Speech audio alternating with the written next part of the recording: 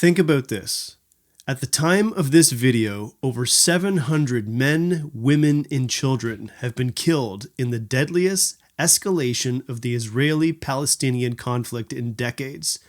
It's the largest single attack on Jews since the Holocaust. Palestinians all over the world rejoiced over the liberation of Palestine and the destruction of Israel. This video you see is in Toronto, where protesters blocked major streets in support of Palestine and Hamas. Make no mistake, Hamas is on the US list of terrorist organizations, and these individuals who support them live among us.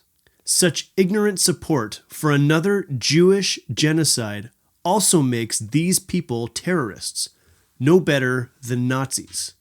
In this episode, we'll color the Israel conflict with the history of how we got here and why Palestine attacked Israel. If you think these conversations are as fun as I do, hit those like and subscribe buttons. My name is Chris, and this is the Think Report.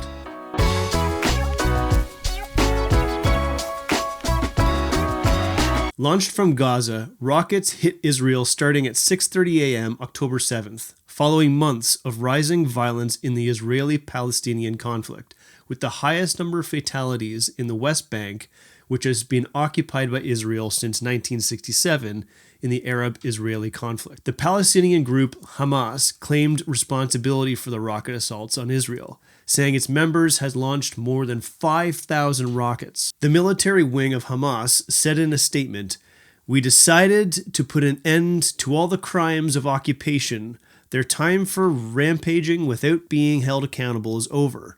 We announce Operation Al-Aqsa Flood, and we fired in the first strike of 20 minutes more than 5,000 rockets." Israeli authorities said Hamas fired a barrage of rockets at Israel, while Palestinian militants infiltrated Israeli territory in multiple locations.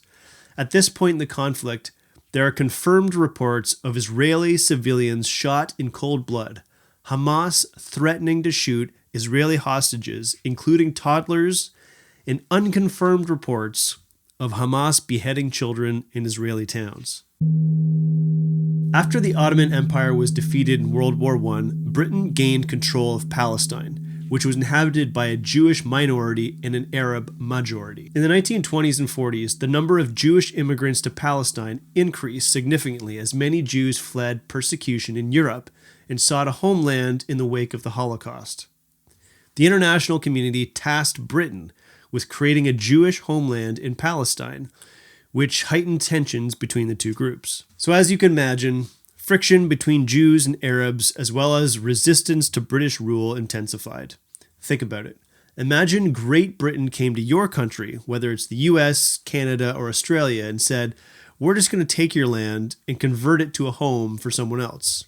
Seems unfair, right? In 1947, the United Nations voted to divide Palestine into separate Jewish and Arab states, with Jerusalem under international administration. The plan to divide the state failed, and 1 year later, in 1948, British authorities withdrew, and Jewish leaders proclaimed the founding of Israel, which included both Arab states, known as the Gaza Strip and the West Bank, and the Jewish states, known as Israel. The U.S. immediately recognized the newly formed state. Many Palestinians objected, and war ensued. Neighboring Arab countries intervened with military force. Hundreds of thousands of Palestinians fled or were driven from their homes in what they called the catastrophe. Over the years, Israel and Palestine have been involved in several skirmishes, some minor, some of catastrophic proportions, that led to the deaths of thousands. In 1987, Hamas, an acronym for Islamic Resistance Movement, a political group with military capabilities, was launched by Palestinian cleric Sheikh Ahmed Yassin as a political arm of the Muslim Brotherhood. The succeeding two Palestinian uprisings profoundly impacted Israeli-Palestinian relations, especially the second, which ended in the 1990s peace process and ushered in a new era of conflict. Both uprisings had the involvement of Hamas. On July 11, 2000, Bill Clinton brought together Israeli Prime Minister Ehud Barak and Palestinian Authority Chairman Yasser Arafat for negotiations. But the summit failed, further worsening relations between the two nations. In 2005, Israel unilaterally withdrew its troops and settlers from the Gaza Strip, a policy called disengagement that was designed, in theory, to remove Israel from direct management of the Palestinian population territory. But in 2007, following tensions with the official Palestinian leadership, the militant faction Hamas took control of the Strip by force, making life worse for both Israelis and Palestinians. Israel imposed a strict blockade on Gaza, tightly restricting the flow of goods and people in and out of the territory, entrenching the military occupation. Hamas tunneled under the border wall to launch cross-border raids and fired rockets into Israel territory. Israel would periodically hit Gaza with airstrikes, often targeting operatives from Hamas and other militant groups, but inevitably hitting civilians in the crowded Gaza Strip. The situation escalated to outright war at least 4 times since disengagement, prior to the current conflict. These previous conflicts were horrific for both Israel and Palestinian civilians, but never saw any kind of fighting on the scale of today in Israel. Elsewhere, Hamas claimed to have taken a number of Israeli captives, some civilian hostages, others soldiers as prisoners of war. In total, enough for them, they claim, to swap for all the Palestinian prisoners currently in Israeli jails. Over in the occupied West Bank, they chanted a bullet for a bullet and fire for fire, we have risen. It was here in places like Jenin, where Israel's military raided the refugee camp 3 months ago, causing widespread rioting, that many thought the tensions would boil over. Not in Gaza. Some did throw stones at Israeli soldiers, small skirmishes, but Hamas this evening said their operation may have started in Gaza, but it will expand to the West Bank. The militant group continues to release footage of their attacks. They say they are still engaged in battles in 25 locations in Israel. And the Israelis continue to pummel the Gaza Strip, with Netanyahu telling US President Joe Biden that a forceful, prolonged campaign, which Israel will win, is necessary. This is just the first 12 hours.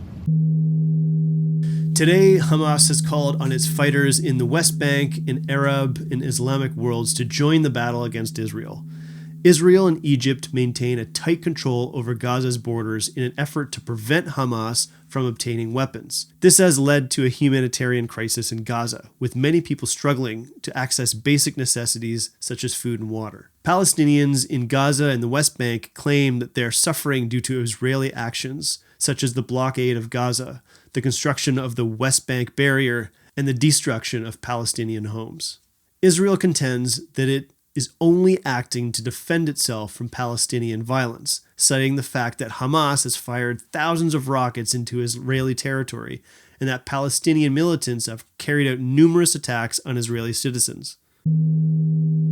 On the path to untangling this mess and forming an opinion, one of the questions we must ask is who's right and who's wrong. Let me start out by saying that no one can drop bombs on men, women, and children while simultaneously claiming to be the victim. Make no mistake, Hamas is a terrorist group that uses violence to communicate its message. Support for Hamas is support for a terrorist organization. Protests around the world that draw support for Hamas, an anti-Semitic organization, is no different than if they were to draw support for anti-Semitic Nazis. The only difference is that if it was a white protest in support of anti-Semitic Nazis, they'd be in jail. But since it's non-white protest in support of anti-Semitic Hamas, they get a police escort. To be clear, both of these groups should be in jail. They are equal. Israel is attempting to suppress Hamas violence by choking them with Palestinian sanctions, including electricity, food, and water. Today, Israel is fighting back with their own rockets. There are many organizations that can be held accountable for the situation they're in today. Number 1, the UN failure to establish 2 independent states in 1947. Number 2, the British withdrawal in 1948 and relinquishing exclusive control to the Jewish minority. 3. The failure to reach a peaceful agreement by both Israel and Palestine. 4. Hamas. 5. Palestine's ability to control Hamas and find alternative routes to freedom. War is a terrible thing, and those who use it as a tool for empowerment are easy to blame. But like I said earlier, Palestine is being suppressed by Israel. So what other choice did they have other than anti-Semitic terrorism? Well, the answer is almost anything else. The last 80 years are evidence that violence has yielded Palestine absolutely nothing. Of course, there are exceptions to this. By most definitions, Nelson Mandela was also a terrorist. His violent activism resulted in the abolishment of apartheid in South Africa, or the Irish Republican Army, which used terrorist tactics to fight the Irish War of Independence.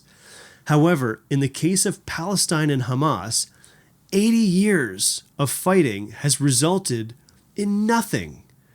As a result, it leaves the rest of us thinking, is there some other motivation? There are two other implications in this.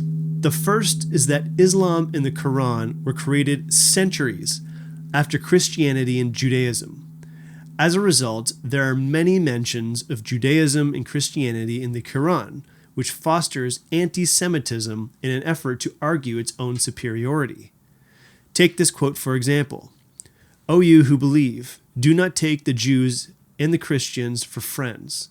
They are friends of each other, and whatever amongst you takes them for a friend, then surely he is one of them. Surely Allah does not guide the unjust people. Of course, most Muslims are not anti-Semitic or anti-Christian, but the Quran is documentation and a catalyst for extremists who are.